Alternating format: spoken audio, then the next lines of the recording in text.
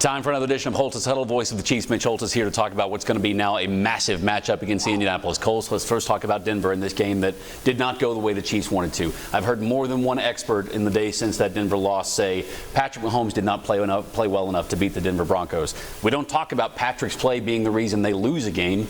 Was it against Denver? Well, you can ask that question because you grew up in the same area in Texas as Pat did. And I think, knowing Patrick for the last several years, he's as hard on himself as anybody else. Right.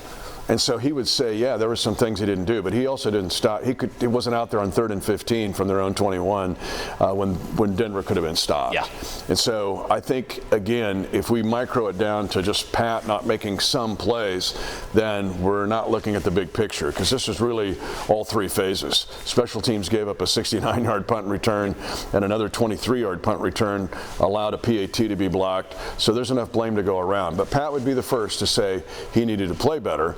But I expect him to come roaring back. Yeah, here come the Indianapolis Colts on Sunday. When the schedule came out, we've talked about, you and I have before, about how much of a in-advance thinker Andy Reid is. Even him probably wasn't necessarily thinking about the Colts that were going to be a massive spot on this schedule. And then here they come, one of the best teams in the AFC. This has changed completely from what it was when the schedule came out. No question, and I don't know why we haven't given the Colts nationally more attention.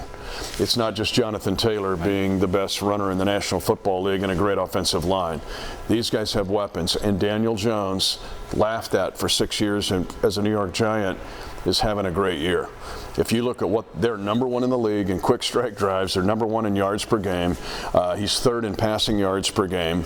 This is a team that has weapons, and so you got Michael Pittman Jr. You've got Tyler Warren. Tyler Warren, the tight end, has changed everything for them. And then defensively, they're aggressive, and they got 14 takeaways. They have 10 interceptions. This is a real team. The Colts are good and a serious AFC challenger. You don't win 3 Super Bowls without being great under pressure. Can't do it. But that's postseason pressure to a certain extent. This is not a position the Chiefs have been in over the course of the Mahomes era where regular season games have as much weight as this one feels like it has. How do they respond to this kind of regular season pressure when they're in the position they're in? They face more than people think. I think we got a little bit of a recency on that.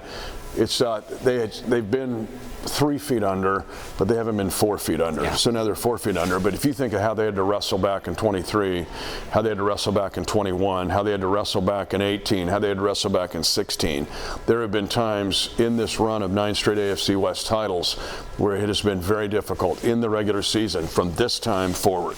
And so I've seen them, though, time and time again respond. And that's Andy Reid, and that's Kelsey, and that's Mahomes. But that's also a mindset of this team. They played a lot of big games, not just in the postseason, but in the throes of the season in November and December. If you have too many doubts or disbeliefs, you need to listen more to the voice of the Chiefs. Mitch Holthus, HOLTHUS HUDDLE.